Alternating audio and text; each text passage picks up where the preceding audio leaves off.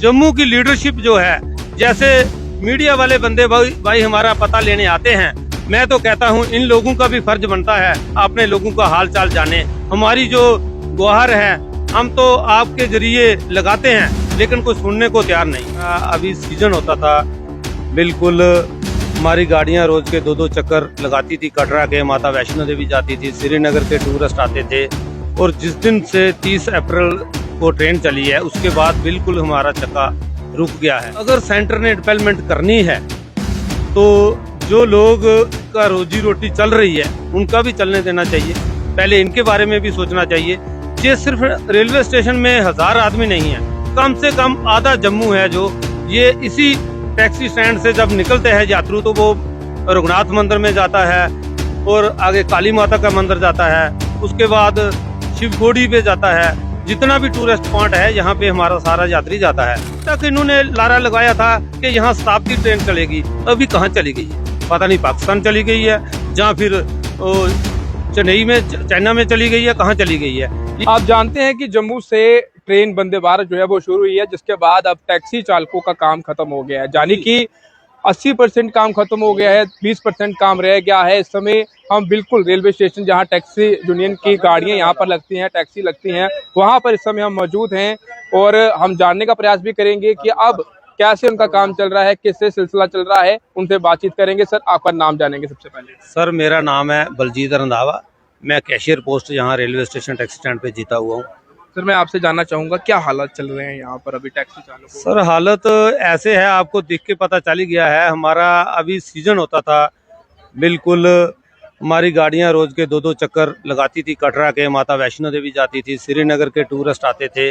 और जिस दिन से 30 अप्रैल को ट्रेन चली है उसके बाद बिल्कुल हमारा चक्का रुक गया है। और मेरा मानना है कि ठीक है, अगर सेंटर ने डेवलपमेंट करनी है तो जो लोग का रोजी रोटी चल रही है उनका भी चलने देना चाहिए, पहले इनके बारे में भी सोचना चाहिए। ये सिर्फ रेलवे स्टेशन में 1000 आदमी नहीं है, कम से कम आधा जम्मू है जो ये इसी टैक्सी स्टैंड से जब निकलते हैं यात्रु तो वो रघुनाथ मंदिर में जाता है और आगे काली माता का मंदिर जाता है, उसके बाद शिवखोड़ी पे जाता है। जितना भी टूरिस्ट पॉइंट है यहाँ पे हमारा सारा यात्री जाता है। लेकिन इतने अच्छे पॉइंट यहाँ पे हैं, लेकिन गवर्नमेंट इसको डेवलपमेंट करवा के राजी नहीं है। हमें कोई विरोध नहीं है ट्रेन का, ट्रेन चले, लेकिन जम्मू के बारे में कुछ सोचना चाहिए। कब तक इन्होंने लारा लगाया था कि यहाँ शताब्दी ट्रेन चलेगी, अभी कहाँ चली गई है पता नहीं, पाकिस्तान चली गई है जहाँ फिर चेन्नई में चाइना में चली गई है, कहाँ चली गई है। ये है कि जम्मू की लीडरशिप जो है, जैसे मीडिया वाले बंदे भाई हमारा पता लेने आते हैं, मैं तो कहता हूं इन लोगों का भी फर्ज बनता है अपने लोगों का हाल चाल जाने। हमारी जो गुहार है हम तो आपके जरिए लगाते हैं, लेकिन कोई सुनने को तैयार नहीं। आप कह रहे हैं कि अगर जम्मू के जो टूरिस्ट स्थान जहां पर लोग देखने आते हैं, अगर उन्हें डेवलपमेंट किया जाए तो लोग जो हैं जम्मू से यहाँ आपकी टैक्सी के माध्यम से वहां तक पहुंचेंगे, घूमेंगे, क्योंकि सब तो कश्मीर चले जाते हैं। जम्मू में ऐसी जो जगहें हैं वहां उन्हें डेवलपमेंट नहीं की गई है। सर देखिए, जम्मू में इतनी बढ़िया जगह है, जैसे नाभी माता जी है, वहाँ उस टेम्पल में जाएंगे तो टूरिस्ट पॉइंट पे भी उससे ज्यादा आनंद है और माता का आशीर्वाद भी मिल जाता है। लेकिन कभी भी हमारी मीडिया वालों ने, जहाँ हमारी सरकार ने, उसको बढ़ावा नहीं दिया गया है। और मेरा मानना है कि जो मानसर लेक का रास्ता है, जब बाढ़ आई थी तब से वो टूटा पड़ा है, इसकी तरफ कोई ध्यान नहीं है। जो हमारे सीएम हैं, मुझे तो लगता है वो सिर्फ कश्मीर के ही सीएम हैं, हमारे जम्मू के नहीं है। वो तो हमारी कोई बात करते नहीं है। लेकिन जो 29 लोग हमारे जीते हुए थे, ये तो हमारे अपने थे, इन पे तो बहुत सारी उम्मीदें थी हमको। पहले देखो, हम लोगों ने पहले इनको 13 सीटें दी, फिर हमने 25 दी, अभी हमने इनको 29 सीटें दे दी हैं। लेकिन 29 में एक भी यहाँ कोई सूद लेने नहीं आया कि टैक्सी वालों का भाई क्या बन रहा है, क्या हाल है इनका। लेकिन सिर्फ टैक्सी वाला नहीं मर रहा है, इसके साथ जुड़े हुए लोग हैं, परिवार हैं और ड्राइवर है, कंडक्टर है, नीचे बसें हैं और उसके साथ जो मिस्त्री है, वो सारे लोग इसी पे ही डिपेंड हैं। पूरी एक चैन बनी हुई है और ये चैन जो है टूटती हुई नजर आ रही है। देखिए, जितना व्यापारी मंडल है वो भी सारा चुप बैठा हुआ है, क्योंकि आगे कोई सुनने वाला नहीं है।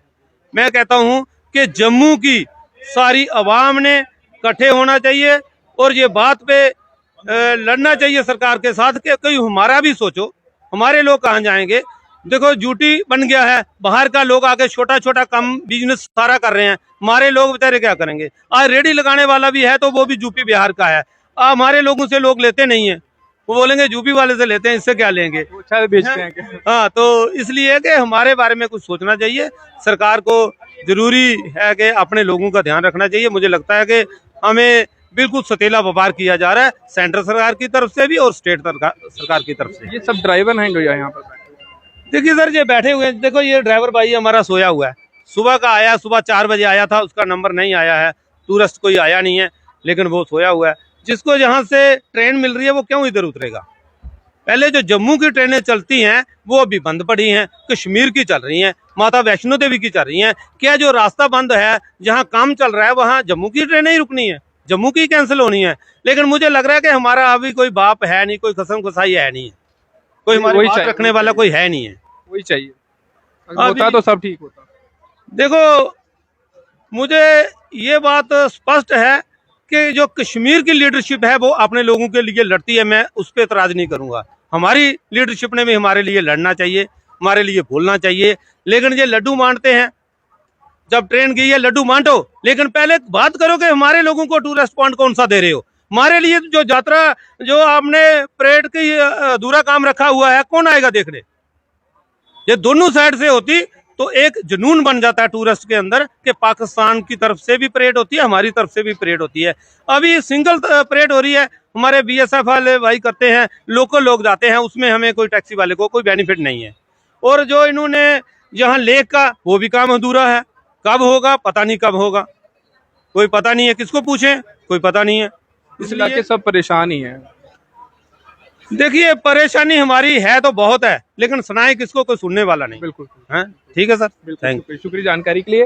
ये तमाम जो चेहरे आपको यहाँ पर नजर आ रहे हैं, कुछ ड्राइवर्स हैं और कुछ यहाँ पर अगर बात करें तो ये लोग भी बैठे हुए हैं। सर क्या नाम है आपका? सर क्या नाम है? मुकेश शर्मा। है काम यहाँ सर बिल्कुल काम नहीं है क्या पड़ा हुआ है? सर, आपके सामने आप कैमरा घुमा के देख लीजिए, जहाँ पर तो 20% भी काम नहीं रहा है।